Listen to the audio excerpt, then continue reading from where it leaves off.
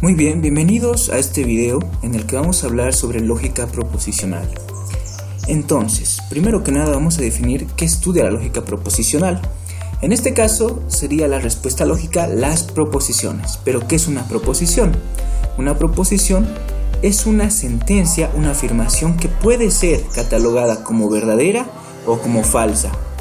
Por ejemplo, aquí tenemos alguna a la que se le llama P, por ejemplo esta proposición que dice el sol sale por el oeste. Sí, podría ser catalogado como verdadero o como falso. Nosotros sabemos que en este caso esto es falso porque el sol sale por el este. Tenemos otro ejemplo por acá, por ejemplo 4 más 1 es igual a 5. Esta proposición sabemos que es verdadera, por ejemplo. Y tenemos otro ejemplo más, en este caso la proposición R, que nos dice que el color del cielo es rojo. En este caso sabemos que es falso, ¿no? Entonces una proposición es cualquier oración, si quieren, que se nos ocurra que puede ser catalogada o valorada como verdadera o como falsa. Eso es lo que vamos a estudiar. Entonces, para relacionarlo esto con la programación, utilizamos lo que son los operadores o expresiones lógicas. En este caso tenemos tres principales: el operador y, que se conoce como y lógico también, simbolizado con ampersand en algunos lenguajes de programación. También tenemos el operador o lógico, que se simboliza muchas veces con dos barras verticales. Y también el operador de negación, operador no, que se simboliza con diferentes símbolos de acuerdo al lenguaje de programación, por ejemplo en este caso con un signo de admiración. ¿Sí? Vamos a explicar cómo funciona cada uno de estos operadores y cómo utilizarlos en lo que es la lógica de programación. Obviamente todo esto también es matemáticas, ¿sí? Y se puede también extrapolar a distintos contextos. Por ejemplo, esto es lo que se conoce como la tabla de verdad del operador y, que también se simboliza con lo que vemos acá. Esto sería P y Q, por ejemplo. Tenemos acá todas las opciones que se nos pueden presentar para nuestra proposición P, por ejemplo, que podría ser verdadero, verdadero, falso, falso. Y en lo mismo para el operador, o para la sentencia, perdón, Q, para la proposición Q, que en este caso se va intercalando verdadero, falso, verdadero, falso. Estas tablas se pueden construir utilizando también una fórmula matemática de acuerdo al número de proposiciones. Este es el caso más sencillo y de hecho es el caso que nos va a dar en realidad la idea de cómo funciona el operador y. Es por eso que tenemos dos verdaderas seguidas de dos falsas y luego intercalamos verdadero, falso y verdadero, falso. Lo mismo lo vamos a notar a continuación en el operador o. Pero antes, ¿cómo funciona el operador y? Notamos que si tengo dos proposiciones que son verdaderas, mi resultado será verdadero. Pero si tengo una verdadera y una falsa, mi resultado es falso. Lo mismo ocurre al revés. Si tengo una proposición falsa y una verdadera, el resultado es falso. Y si las dos son falsas, mi resultado es falso. En palabras sencillas y de manera resumida, basta que una de mis proposiciones sea falsa, basta que una sola, y mi resultado va a ser falso. Es decir, se tienen que cumplir ambas, y es el único caso en el que ambas se cumplan, que sean verdaderas, para que mi resultado sea verdadero. ¿Sí? Colocando un ejemplo que se pueda imaginar. Veamos, por ejemplo, una persona cuando va a realizar por primera vez su voto para las elecciones presidenciales, pongamos el ejemplo. Se requiere dos condiciones básicas. La primera condición, vamos a decir, que sea mayor de 18 años. Y la segunda condición, que esté empadronada para poder votar. Entonces, si la persona es mayor a 18 y la persona está empadronada, entonces va a poder votar. En este caso tenemos verdadero. Todos los demás casos son falsos. Veamos, si la persona es mayor de 18 pero no está empadronada, no puede votar. Si la persona no es mayor de 18 pero sí está empadronada, tampoco tiene sentido, no puede votar.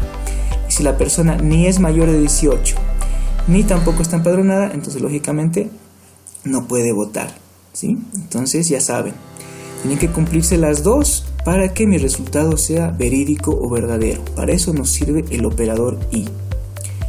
Pero bueno, esto es diferente a cómo funciona el operador o.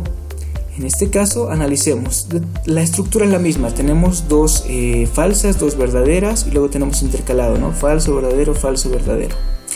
Eso no es lo importante es acá, esta tabla, que es la tabla de P, O, que este es el símbolo para O, Q. Entonces, ¿cómo funciona? Revisémoslo. Si los dos son falsos, mi resultado es falso. Si uno es verdadero y el otro es falso, mi resultado es verdadero. Si uno es verdadero y el otro es falso, mi resultado es verdadero. Y si ambos son verdaderos, el resultado es verdadero. ¿Qué nos dice esto? Es casi lo opuesto al anterior, pero ya lo vamos a analizar más a profundidad justamente ahora. Si lo notan, si encuentran algún patrón, basta que haya una proposición verdadera para que el resultado sea verdadero, ¿sí? El único caso donde es falsa es cuando ambas son falsas. El único caso. Pongamos un ejemplo de la vida real que también vamos a poder analizar y vamos a poder imaginar. Imaginemos que una persona va a recibir un aumento en su trabajo. Primero, si es que la persona tiene un título de maestría o si la persona tiene más de 5 años de antigüedad. Entonces, si la persona no tiene el título de maestría y tampoco tiene la antigüedad, entonces no recibe el aumento. Pero si la persona, en este caso, no tiene el título de maestría, pero sí tiene la antigüedad, sí recibe el aumento. Lo mismo ocurre si la persona, en este caso, sí tiene la maestría, pero no tiene la antigüedad, también recibe el aumento. Y obviamente, si se cumplen ambas, es decir, si la persona tiene el título de maestría y tiene la antigüedad, sí recibe el aumento. Entonces, como ven, basta que se cumpla una condición, o sea, que una sea verdadera, para que mi respuesta sea verdadera. Entonces, para eso nos sirve lo que es el operador O. Ahora bien, vamos a hablar del último, que es el operador no, el operador de negación. En este caso, solo hay dos. ¿Por qué? Porque mi proposición o puede ser verdadera o puede ser falsa, como pueden ver. Si mi proposición es falsa, la negación sería verdadera. Y si mi proposición es verdadera, la negación sería es falsa, ¿sí? Ejemplo, aquí podemos utilizar algo también que todos podemos imaginar. Yo puedo decir una proposición falsa. Por ejemplo, 3 más 2 es igual a 6. Es falso. Pero su negación sería entonces 3 más 2 no es igual a 6. Y eso se vuelve verdadero. Tenemos también un ejemplo para una proposición verdadera. Podemos decir el sol sale por el este. Su negación sería el sol no sale por el este. Y sabemos obviamente que esto es falso, ¿sí? Pues ahí tenemos algunos ejemplos de cómo utilizar los operadores y, o y no, o negación, que más adelante nos van a servir mucho para lo que es la lógica de programación. Aquí tenemos a manera de resumir, si quieren, todo lo que vimos en esta sesión, en esta pequeña sesión, algunos ejemplos de los operadores y, que también es and en inglés, o, que es or en inglés, y no, que es not, ¿no? En este caso, tenemos el siguiente ejemplo. 9 es mayor a 8. Sabemos que eso es verdadero.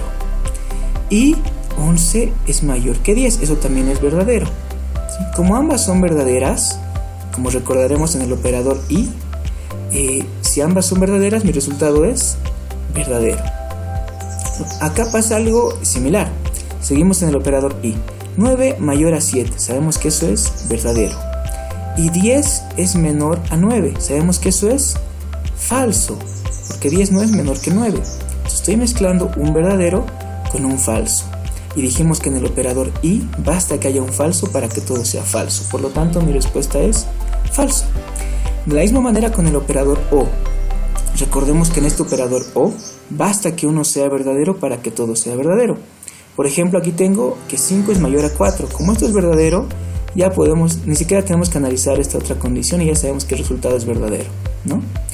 En el otro caso, ¿qué nos dice? 5 es mayor que 5.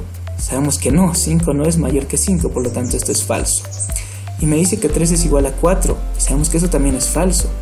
Como ambas son falsas, no tengo ningún verdadero, mi resultado será obviamente falso, ¿sí? Y por último, veamos también la negación. En este caso tenemos 5 es mayor a 4, sabemos que eso es verdadero. Y la negación de un verdadero sería un falso, correcto. Y por último, tenemos 5 es menor a 4.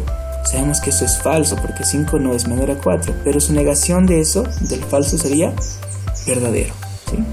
Entonces, esa sería más o menos la introducción a la lógica proposicional, utilizada como siempre en matemáticas, pero también aplicada en este caso a lo que va a ser programación, ¿sí? Cualquier duda o consulta, no duden en escribirla en el foro de consultas, que también vamos a estar atentos, o voy a estar atento para responderles lo más antes posible. Espero que todo esté claro y eso sería todo por esta sesión.